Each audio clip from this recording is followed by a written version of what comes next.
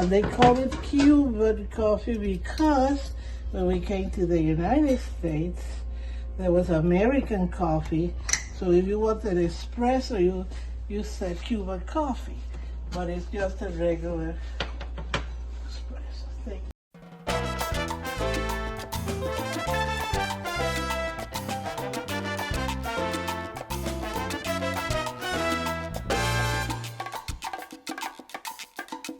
There's been some weird Cuban espresso hacks online recently, and it made us scratch our heads and wonder who taught these people how to make Cuban coffee. Before we can learn how to make the best Cuban coffee, we need to understand the difference between Cuban coffee and American coffee.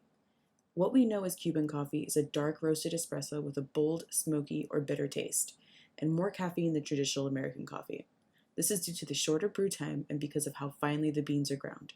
Cuban coffee is typically made using either a moka pot, like we'll be using, or an espresso machine, like what you see at a coffee shop.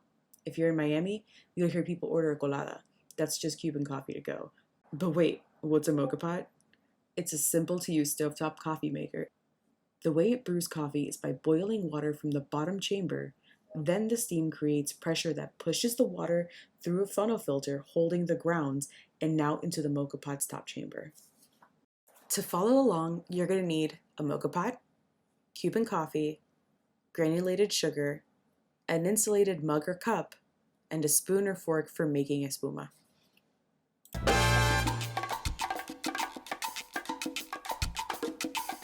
Here, I've laid out the three main parts of the moka pot we'll be using: the top chamber in green, the funnel filter in the center, and the bottom chamber. So now that we know all that, let's make Cuban coffee. For this section, we're focusing on Cuban espresso specifically. The first step is to take your bottom chamber and fill it with water.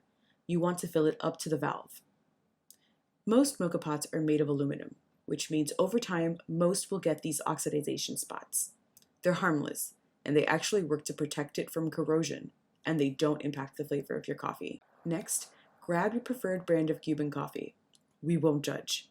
And add grounds to your filter. Some people prefer to fill their filter outside of the bottom chamber. Others, like Abuela, place the filter in before filling with grounds. Similarly, some people pat their coffee and others don't, so do whichever you'd like. Clearly, Abuela and I have different methods. Once done, put your top chamber on tightly. Typically, you put your moka pot on medium-high to high heat, depending on your stove. One important thing to remember is to keep the handle of your moka pot away from direct heat, as many are plastic and can melt. While the water heats up, take your insulated cup and put about 2 tablespoons of sugar in.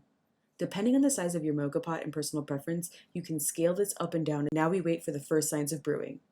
It's easier if you leave the top of the moka pot open so you can tell when the coffee is starting to brew up. Once the first bits of coffee start coming out, quickly grab a couple spoonfuls and splash into your sugar. Start off with very little. In our next step, it's easy to add more coffee, but not fun to have to add more sugar. Close the top of the moka pot so it can continue brewing.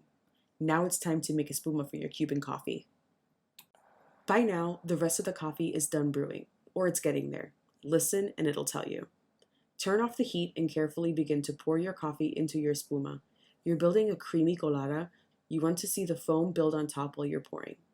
I like to use the coffee to clean my spoon as I pour and gently stir. Grab your mugs, espresso cups, or your demi-tasses if you'll be sharing your colada with many. Now you're ready to enjoy Cuban coffee and good company. If you want to learn how to drink Cuban coffee like I've been doing since I was a toddler, let's make café con leche. It's simple. Heat up as much milk as you'd like, then pour in a shot or two, or more, of your freshly brewed Cuban coffee. If you're wondering what the difference is between this and a cortadito, it's just the ratio of milk to espresso. For a cortadito, take a shot of coffee and just a spoonful or two of steamed milk. It'll be a rough half and half.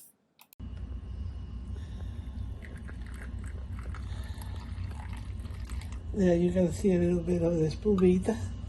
De Cuba traigo el son ritmo sabroso. De Cuba